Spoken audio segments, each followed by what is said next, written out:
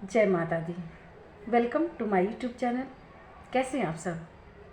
गणेश संकट चतुर्थी की, गणेश संकष्टी की आप सभी को ढेरों सारी हार्दिक हार्दिक शुभकामनाएं।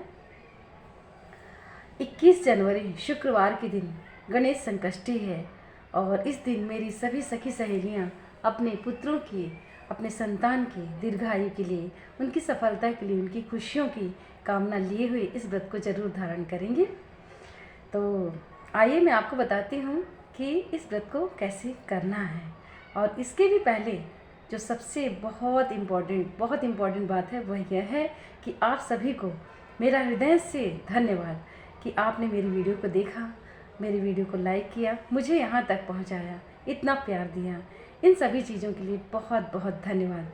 और जो भी मेरे नए दर्शक आए हैं उन्हें भी बहुत बहुत हृदय से मैं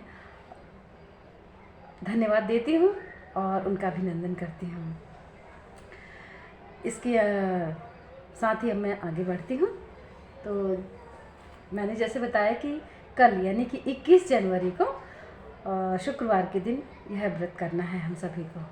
और इसमें जो है चंद्रोदय का जो समय है वह 9 बजे के करीब है, रात्रि में 9 बजे के करीब चंद्रोदय है। तो आइए अब मैं आपको बताती हूँ कि इस व्रत को करना कैसे है। तो सबसे पहले हमें इस व्रत को करने के लिए सुबह यानी कि प्रातःकाल में बहुत जल्दी उठना है और उठ करके स्नान आदि करके अपनी दैनिक क्रियाओं से निवृत्त हो करके अच्छे से स्नान करके और से पवित्र वस्त्र धारण करना है। और पवित्र वस्त्र धारण करने के बाद भगवान गणेश जी के पास जा कर के, जहाँ हमारा मंदिर होता है घर में, तो वहाँ पर गणेश भगवान जी के पास जा कर के उनके पास हाथ में जल लेकर के संकल्प लेना है। मान्यता है कि कोई भी व्रत तभी पूरा होता है जब हम पहले संकल्प करते हैं।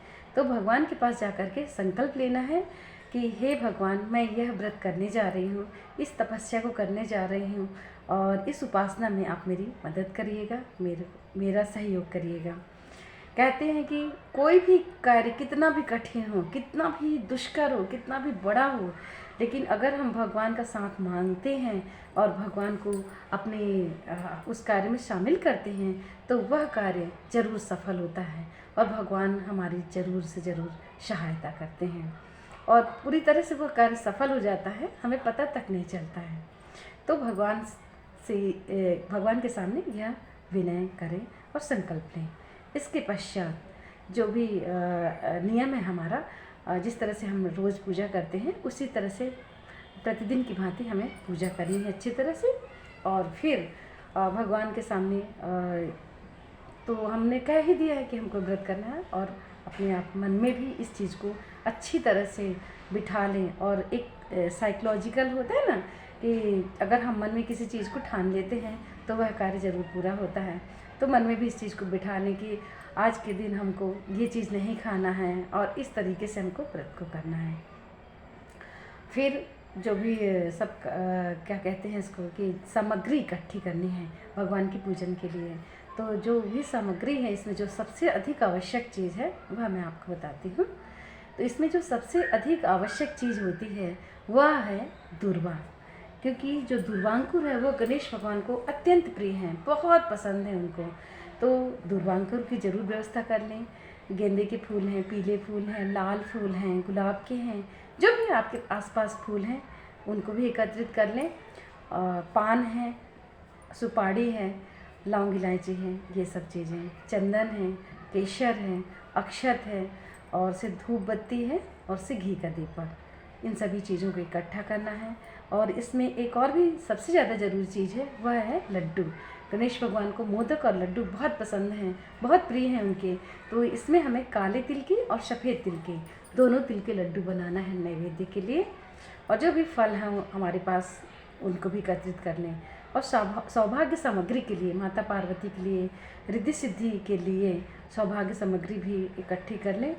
और चुनरी वगैरह जो भी मतलब हो सके आपसे वो ज़रूर इकट्ठा करें, क्योंकि कहते हैं जितना भी ज़्यादा हो सकता है भगवान के लिए हमें करना चाहिए। क्योंकि भगवान ने तो हमको क्या नहीं दिया, ऐसा कोई चीज़ ही नहीं है कि जो भगवान ने हमको नहीं दिया। उन्होंने हमको हर चीज़ दी है।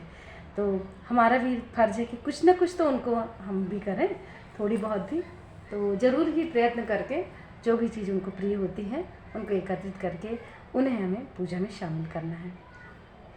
इसके पश्चात जब शाम हो जाए तो स्नान आदि से निवृत्त होकर के, अगर स्नान ना भी कर पाएँ क्योंकि इस समय सर्दियों का मौसम है, तो वस्त्र जरूर चेंज करें, हाथ मुँह धो करके वस्त्र चेंज करके नवीन वस्त्र धारण करें।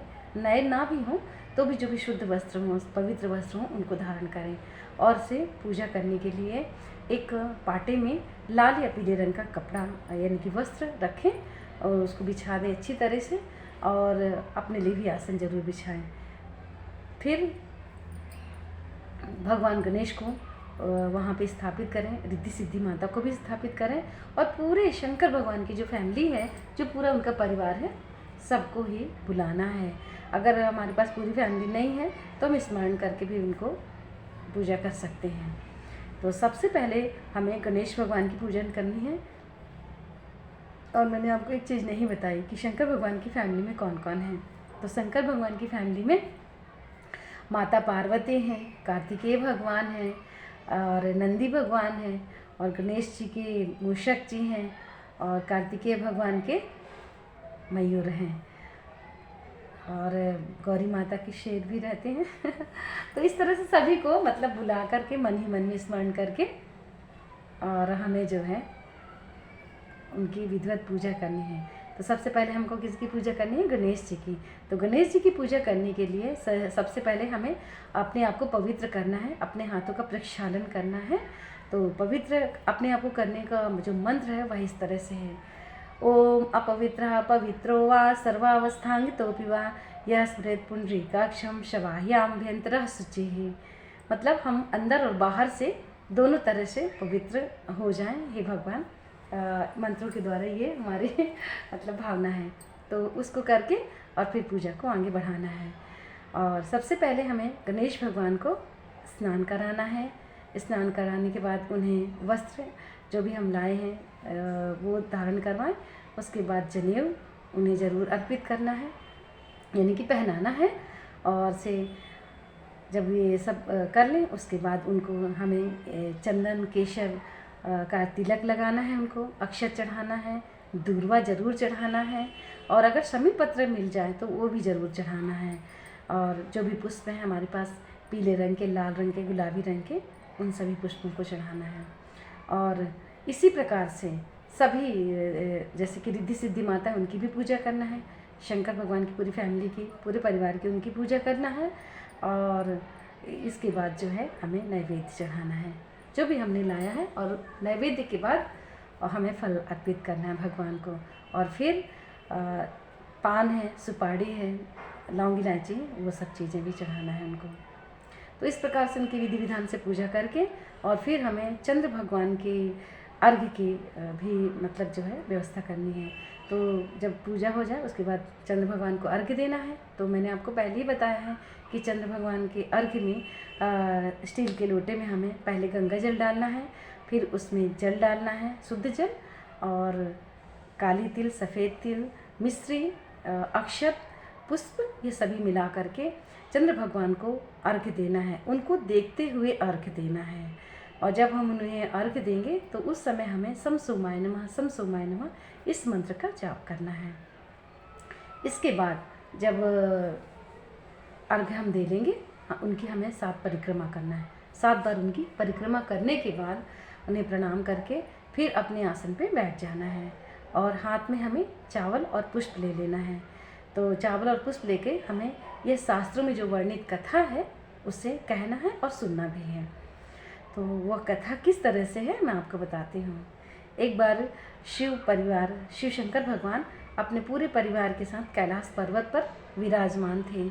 तभी वहाँ पर देवता लोग दौड़े दौड़े आए और रोने लगे और विलाप करने लगे कि हे भगवान, असुरों ने बहुत तहलका मचाया हुआ है, वो हमें बहुत कष्ट दे रहे हैं, हमारे ऊपर बहुत संकट है, आप हमारी रक्षा करें, इस संकट से हमें बाहर निकालें। तो भगवान शिव ने गणेश भगवान और से कार्तिकेय की ओर देखा। तब उनके दोनों ही पुत्र खड़े हुए और वो कहने लगे कि इस संकट को हम लोग दूर करेंगे, हम दूर करेंगे, हम दूर करेंगे। तब शिव भगवान ने कहा कि पहले आप लोग धरती का पूरा भ्रमण करके आइए। जो बालक, जो पुत्र मेरा धरती का सबसे पहले भ्रमण करके आएगा उसी को मैं यह कार्य सौंपूंगा। तब तुरंत ही कार्तिकेय भगवान मोर में सवार होकर के, मयूर में सवार होकर के धरती का भ्रमण करने के लिए निकल पड़े। गणेश भगवान वहीं के वहीं खड़े रह गए। फिर उन्होंने एक उपाय सोचा। उन्होंने अपने माता पिता यानी शिव पार्वती की 7 बार परिक्रमा की और फिर वहीं पे खड़े रहे। फिर जब कार्तिकेय भगवान आए धरती का भ्रमण करके, तो शिव भगवान ने कहा कि गणेश, तुम क्यों नहीं गए हो भ्रमण करने के लिए, और तुमने तो धरती का चक्कर लगाया ही नहीं, उसकी परिक्रमा ही तुमने नहीं की। तब गणेश भगवान ने कहा कि मैंने परिक्रमा कर ली है, मैंने अपने माता पिता में ही पूरा संसार देखा है, मेरी पूरी दुनिया, मेरी पूरी सृष्टि मेरे माता पिता में ही है, और मैंने आपकी परिक्रमा कर ली, यानी पूरी परिक्रमा मेरी हो गई। तो उनके इस उत्तर से भगवान से अत्यंत प्रसन्न हुए, बहुत प्रसन्न हुए गौरी माता भी। इसलिए हम सभी जानते हैं कि गौरी माता के सबसे लाडले पुत्र गणेश जी हैं। तो उन्होंने उनको बहुत ही प्रेम किया और आशीर्वाद दिया कि कोई भी पूजा में सबसे पहला स्थान आपका ही रहेगा। इसलिए गणेश भगवान को सबसे पहले हम पूजते हैं, चाहे बड़ी से बड़ी पूजा हो या छोटी से छोटी पूजा हो। तो ये थी कथा गणेश भगवान की। तो इस कथा को करने के बाद हमें हवन करना है। हवन करने के बाद आरती करना है, और आरती में कपूर आखिरी में ज़रूर हमें प्रज्वलित करना है, क्योंकि कहते हैं कि जिस आरती में कपूर प्रज्वलित होता है तो वह पूरी जो पूजा है पूरी तरह से सफल हो जाती है। तो ज़रूर कपूर को मिलाएं आरती में, और से फिर उनके द्वारा भी पूजा करें। और पूजा करने के बाद हमें परिक्रमा करनी है, और परिक्रमा जब कर लें तो भगवान को अच्छी तरह से हमें साष्टांग मतलब कि दंडवत करना है, सिर झुका करके उन्हें प्रणाम करना है पूरी तरह से। और एक चीज़ मैं बताना भूल गई, अभी बताती हूँ, वह यह है कि जब हम भगवान की पूजा करते रहेंगे, यानी गणेश भगवान की जब पूजा करेंगे, तो उस समय हमें गम गणपतिये नमः, ओम गम गणपतिये नमः इस मंत्र का जाप करते रहना है, और इस मंत्र का जाप करते हुए ही हमें पूजा करनी है। तो ये थी एक जानकारी कि हमें किस तरह से संकट चतुर्थी का व्रत करना है और किस तरह से इसकी विधि है। तो आपको कैसी लगी ये जानकारी मुझे ज़रूर बताइएगा। And thank you so much for watching my channel. इसी तरह से अपना प्यार देते रहिए और मेरी ताकत को बढ़ाते रहिए, क्योंकि आपका प्यार ही मेरी ताकत है। और ज़्यादा से ज़्यादा इस वीडियो को शेयर करिएगा ताकि ये जानकारी अन्य लोगों तक भी पहुँचे। और अगर आप मेरे इस चैनल में पहली बार आए हैं तो प्लीज़ सब्सक्राइब कर लीजिएगा और बेल आइकन ज़रूर प्रेस कर लीजिएगा, ताकि आने वाली जो वीडियो की नोटिफिकेशन है आप तक ज़रूर से ज़रूर पहुँचे। तो इसी के साथ ही इस वीडियो को मैं अब यहीं पे विराम दूंगी। इसी तरह से देखते रहिए, मुझे अपना प्यार देते रहिए। Thank you so much.